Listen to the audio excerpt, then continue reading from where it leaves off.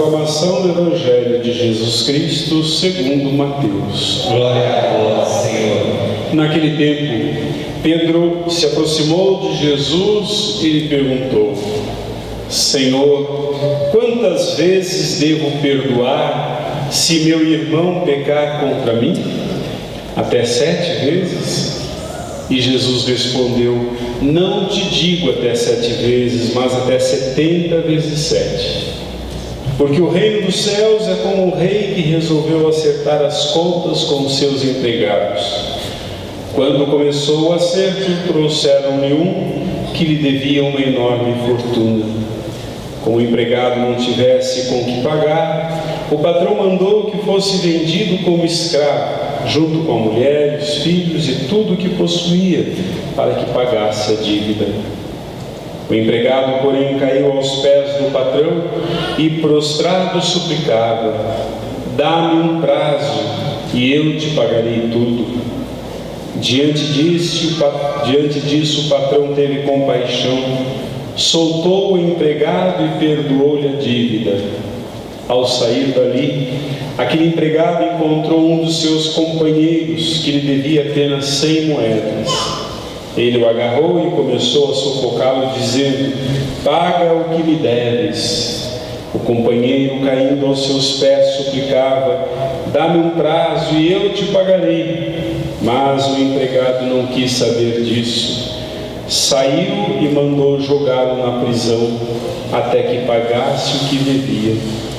Vendo o que havia acontecido, os outros empregados ficaram muito tristes. Procuraram o patrão e lhe contaram tudo.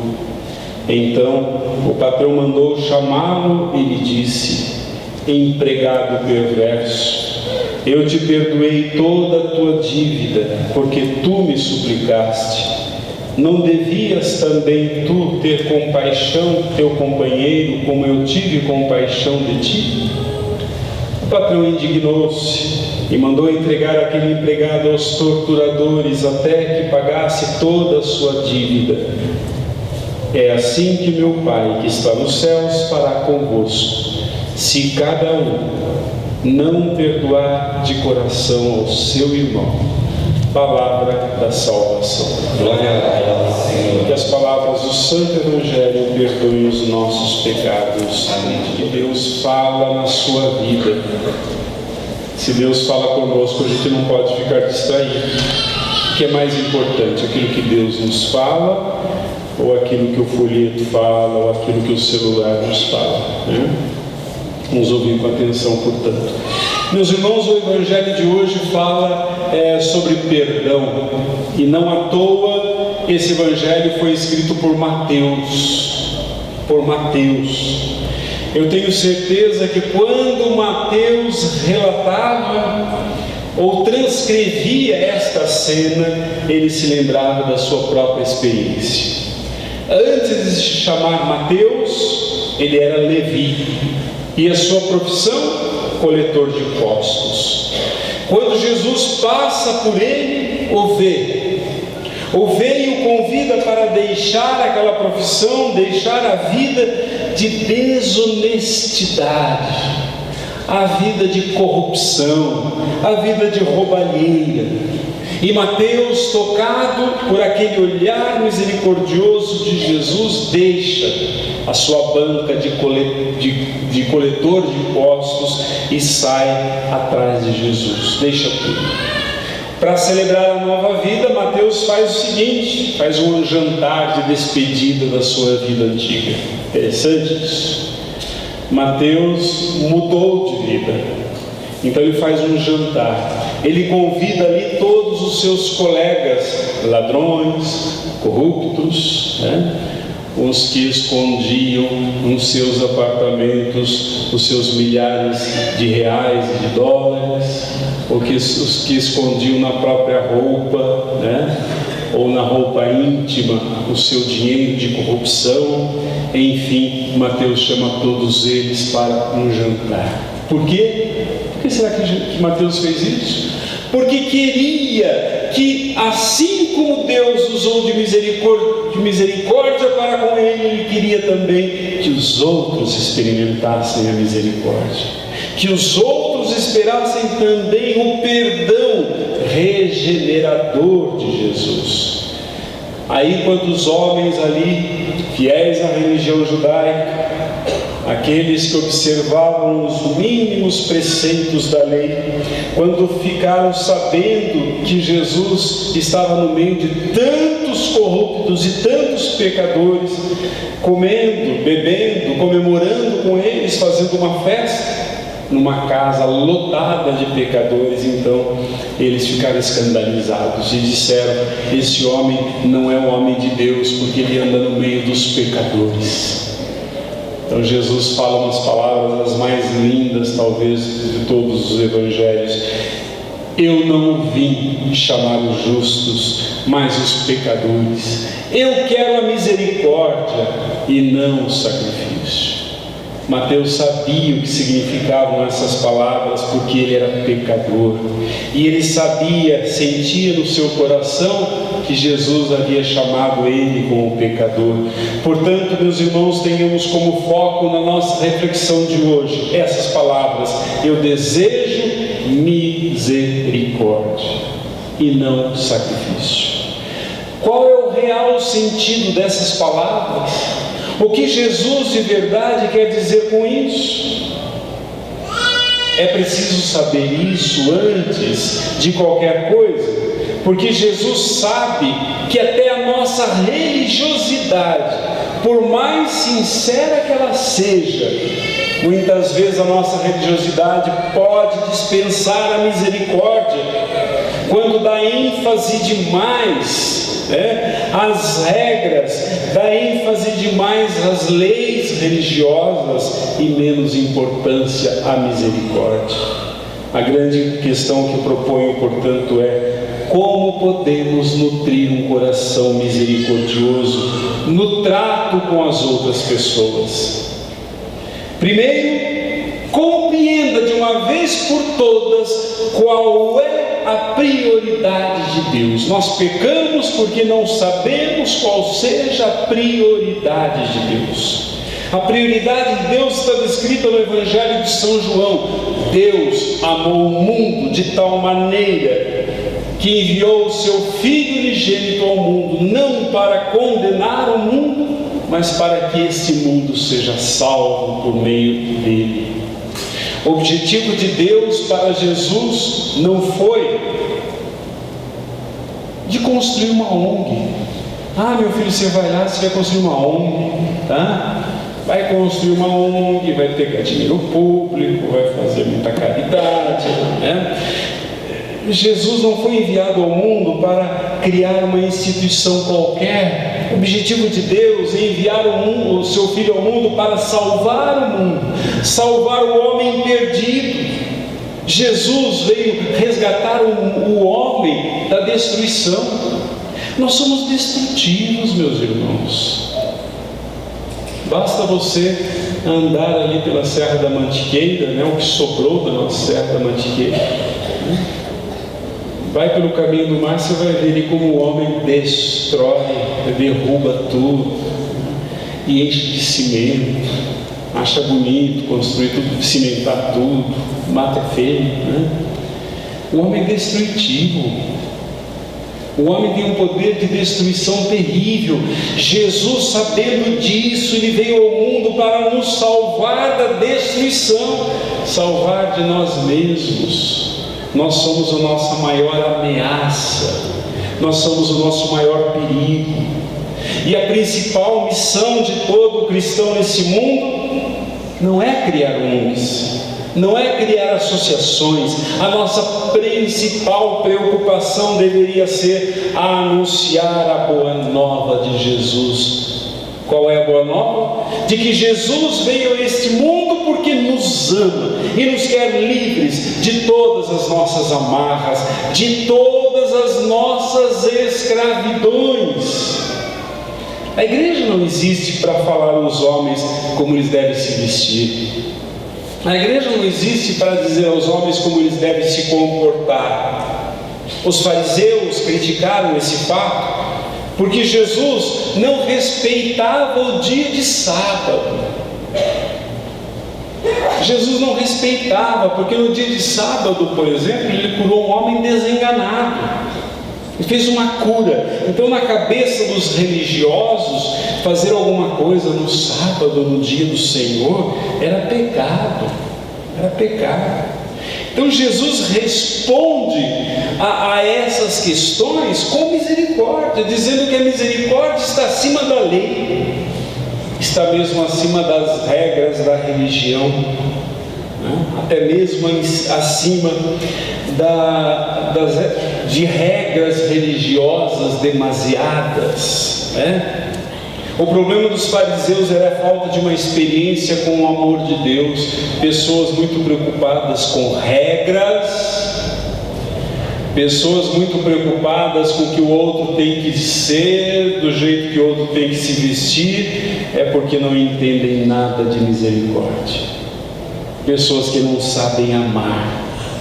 Jesus compara os que apenas gostam de observar regras com a pessoa que gosta de lavar o copo. Ele fala que pessoas muito calculistas, muito legalistas, muito moralistas são como aquelas que lavam o copo pelo lado de fora, mas deixam o copo do lado de dentro sujo. De que adianta, né? Então, como cuidar do nosso lado de dentro? Como cuidar desse lado? Nutrindo em nós um coração misericordioso. Esta é a prioridade de Deus para a nossa vida: nutrir misericórdia. E o que isso significa? Em primeiro lugar, significa pensar no outro como merecedor do melhor de mim. Olha isso, pensar no outro como merecedor do melhor de mim, e não apenas uma parte de mim. Será que as minhas ações consideram o bem do outro ao invés dos meus bens em primeiro lugar? Misericórdia, meus irmãos, portanto, não é teoria, é ação. A maior demonstração de misericórdia, no entanto, de acordo com o Evangelho de hoje, é ser capaz de perdoar de forma abundante, generosa e infinita.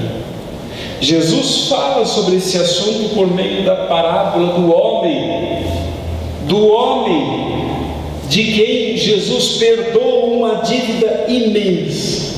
Mas aquele mesmo homem que foi perdoado não tem a mesma generosidade no perdão. Ele, quando vai se ver com um colega que tem uma dívida muito inferior ao que ele tinha, ele não perdoa a dívida do seu amigo. Qual é o maior problema das pessoas endividadas? Você sabe por que as pessoas endividadas vivem endividadas? Gente endividada, o problema delas não é a dívida, não é? Mas o fato de que mal pagam as suas dívidas, logo fazem outras dívidas. E por que fazem isso? Porque não aprendem a lição. Tiveram a oportunidade de aprender através da pobreza, da carência, no entanto, não aprendem a lição. O homem nesta parábola não aprendeu a lição. Foi perdoado, mas não aprendeu a perdoar. Ficou livre da condenação, mas não aprendeu a não condenar. Pediu que Deus tivesse paciência com ele, mas ele mesmo não aprendeu a ter paciência com os defeitos e os pecados do próximo. Se dermos um passeio hoje pelas nossas igrejas cristãs, pelas casas dos nossos irmãos cristãos, o que nós vemos? Corações amargurados, sentimentos mesquinhos, ressentimentos. Hoje nós, meus irmãos, somos Mateus. Jesus quer entrar em nossa casa, Jesus quer curar os nossos corações, Jesus quer restaurar os nossos lares e restaurar os nossos relacionamentos. Há um tempo atrás, uma revista famosa escreveu algumas palavras, e os seus leitores deveriam continuar aquelas palavras. Ela escreveu assim: eu nunca vou me arrepender de... 3 pontinhos. Os leitores tinham que responder o que... As respostas foram muito interessantes. Uma das respostas foi: eu nunca vou me arrepender do dia em que parei de fumar. Outro respondeu: eu nunca vou me arrepender de ter deixado meu emprego estressante. A outra: eu nunca vou me arrepender de ter me casado. Mas a mais interessante das respostas foi essa: eu nunca vou me arrepender de ter perdoado uma pessoa que me causou imensa dor, pois ao perdoá-la encontrei paz e me livrei da dor que ela tinha me causado. Quando nós perdoamos generosamente, infinitamente, o outro, pelo seu pecado contra nós sentimos paz. E se não vivemos em paz, devemos buscar na nossa consciência o motivo da falta de paz. Talvez alguém da nossa vida precise ser perdoado. Vamos fechar os nossos olhos, abaixar a nossa cabeça. Eu te convido agora a olhar para dentro do seu coração. Eu te convido para buscar na sua alma ali todos os seus sentimentos. E se você porventura se lembrar que ainda alimenta ressentimentos, ainda tem dificuldades de perdoar, peça ao Senhor que rompa com esse processo de destruição no seu coração. Peça que Ele reinicie tudo, reinicie em você um processo de compaixão, de misericórdia e de perdão. Ofereça perdão. E se você não se lembra que deve perdoar, e não se lembra dos ressentimentos que talvez tenha, diga simplesmente: eu perdoo todos os que me ofenderam em toda a minha vida, porque Deus me perdoou, porque Deus usou de misericórdia para comigo, e eu sou misericordioso com todos os que contra mim pecaram, todos os que me ofenderam, todos os que me magoaram. Eu quero colocar agora, Senhor, na Tua presença, todas as situações da minha vida que me escravizaram, que me tornaram pequeno, que me tornaram tão mesquinho. E te peço, Senhor, um coração mais generoso, um coração maior, e que eu possa perdoar na mesma medida com que Tu me perdoaste. Assim seja. Creio em Deus Pai Todo-Poderoso, e em Jesus Cristo, Seu único Filho, nosso Senhor, que foi concebido pelo poder do Espírito Santo, nasceu